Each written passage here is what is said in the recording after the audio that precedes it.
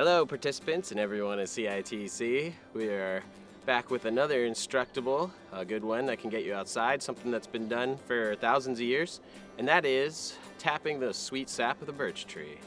And today we're going to show a couple methods of traditional tapping, and you collect the sap and you can boil it down or you can just drink it straight, and a good tree will get you about a gallon a day.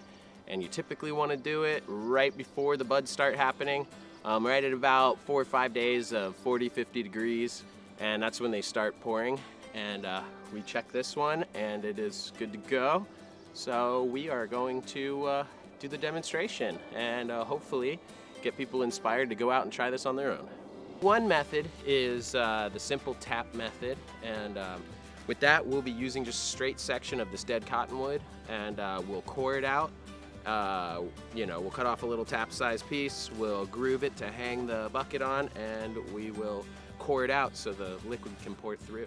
So very simple, we get down, cut off a nice straight section. It doesn't have to be too thick, but also you want it, with this traditional method, you want it to be thick enough that when you plug it into the tree, the amount of pressure that it holds will be enough to hold the weight of your bucket. We've got a nice little section here, and we will notch it, drill it out, and and then get a hole out of that tree and pound it in.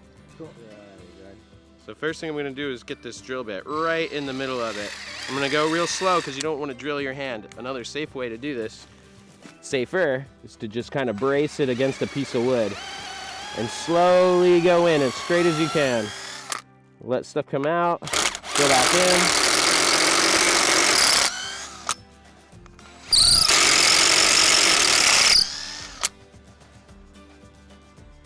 And we got a nice tap with a hole in it.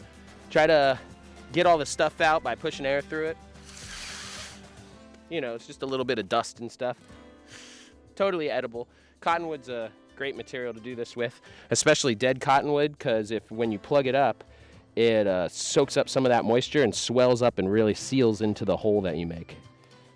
So then with this, what I'm going to do is I'm going to put a little groove down just towards one of the ends, and I'm going to do the straight in and make a flat shelf that's parallel with the front, and then I'm going to carve in towards the end, and so what that's making is a little shelf that your string can hang off of for your bucket or your container. So it doesn't need to be big. It all depends on how thick your string is. So that should work perfect for us. You can just mark about the size of your tap with just little perforations in the bark. Just little ones. Just poke a bunch of little holes right around the edge, and you'll get the idea of the size of your hole you need. And what you can do is you can just start pounding your knife in, and you can just start making a nice shape.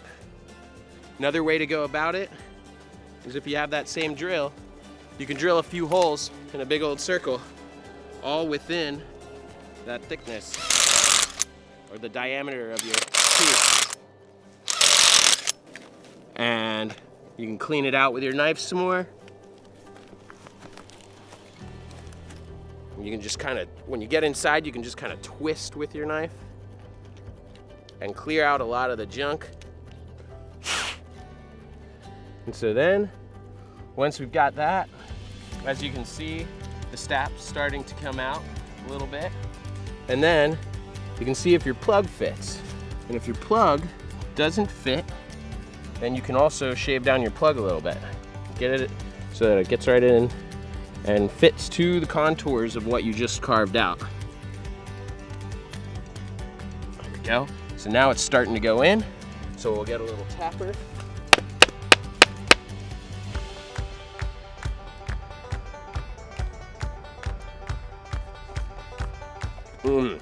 Oh my God. It's so sweet. I can't believe that it's coming right out of this tree right here. Oh my. So one cool thing about the sap is, it's been a great drink for a spring tonic for people for thousands of years. It's got enzymes, micronutrients, probiotics, And it only comes out at a certain time of the year is when the sap is sweet enough to want to harvest. We got this pounded in nice. Seems to be dripping out for us. You can adjust you can give it like a little bit of an upward curve if you want towards the mouth, and make a little tail like this so it likes to drip out in a certain spot if you've got a pretty low mouth container or a short mouth container. With this, all I have is a string on a little bucket, and I can hang it right on. I can shorten that string too. One little trick is if you have a cheesecloth, you can also put a cheesecloth over it and it'll drip through the cheesecloth, and then the bugs don't really want to get in because the bugs really like the stuff too.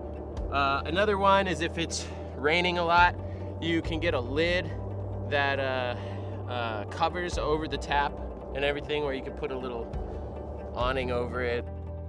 This way is a fun little technique. It involves taking a little piece of birch bark also.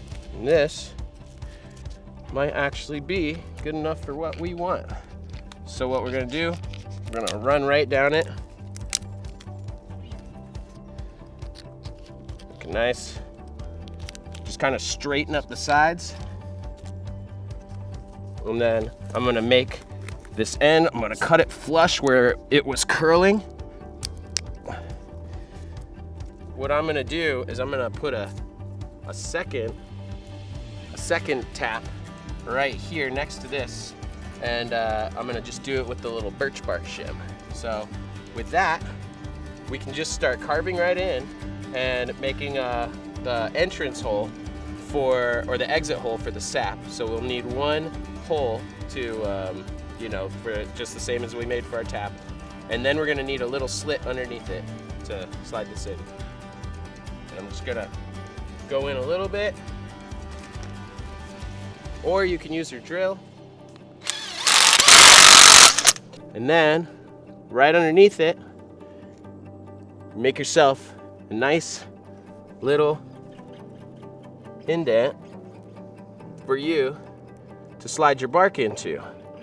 And I'll curl it up just a tiny little bit because my bark's kind of thin, and that'll help cup it and help make it run down the middle a little better.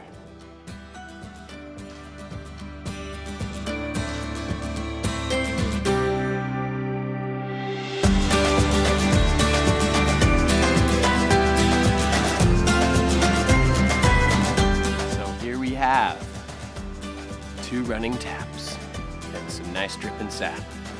So that pretty much concludes our birch tapping Instructable. So go have fun, get out, collect some sap while the time is right, and we'll see you next time.